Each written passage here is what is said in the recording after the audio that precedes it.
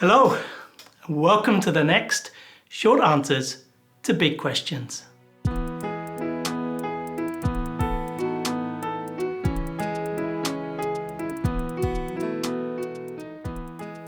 The other day, I was walking down the street and I saw somebody coming towards me. My mind immediately went into overdrive.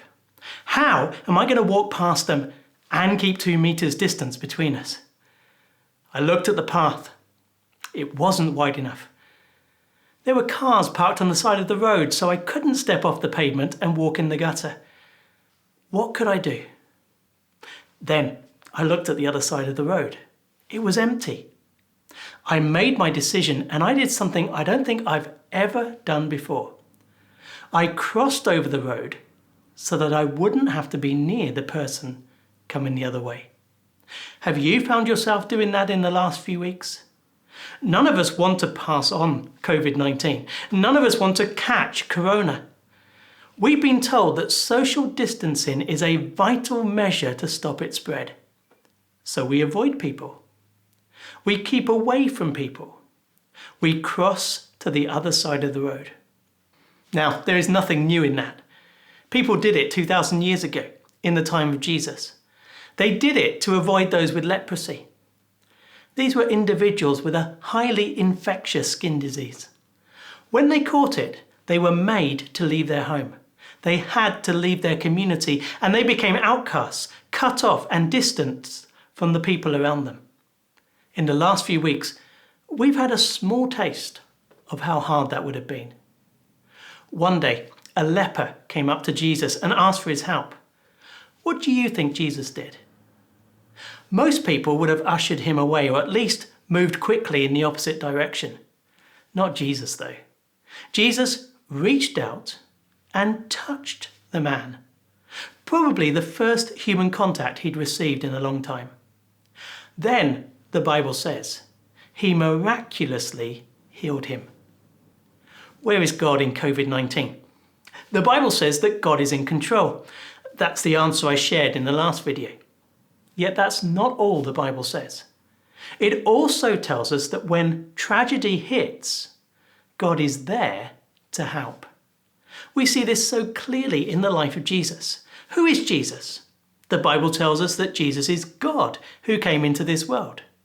We have the accounts of angels announcing his birth. We have his words and his actions recorded for us in the Bible. We have the statements and testimonies to his resurrection from the dead. All of these tell us that Jesus was more than just a man. He is God's Son.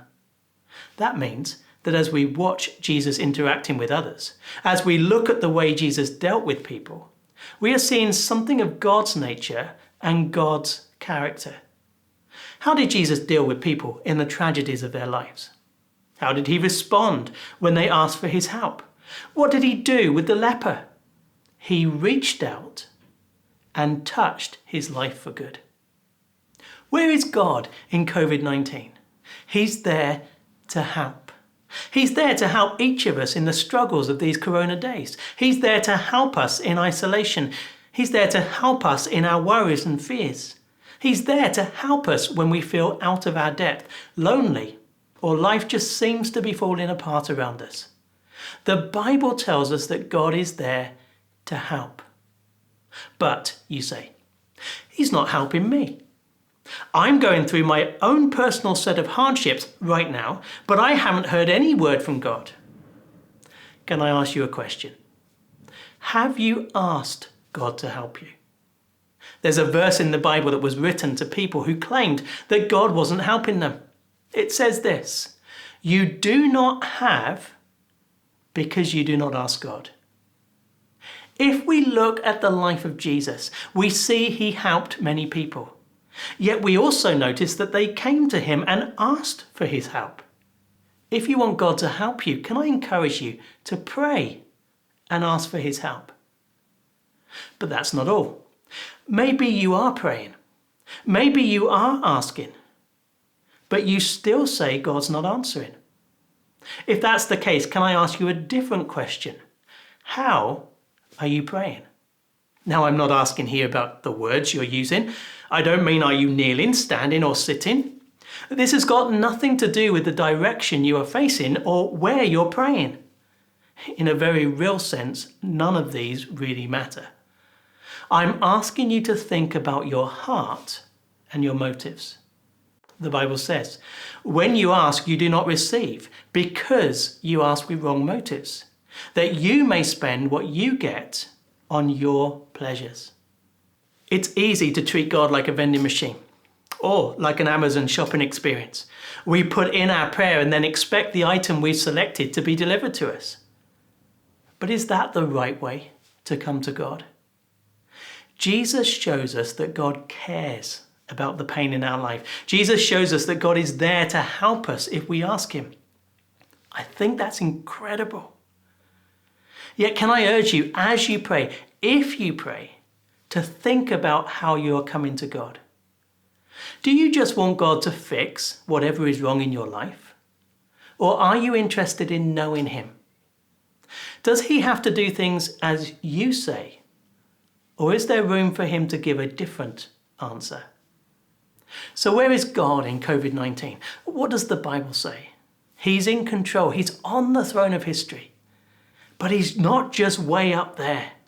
He's here. He's there to help those who call out to him. He's there to help you if you call out to him.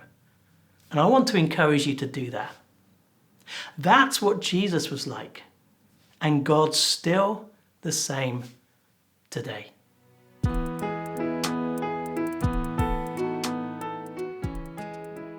Thanks for watching Short Answers to Big Questions. If you want to ask more questions, use the comments or contact us through our church website.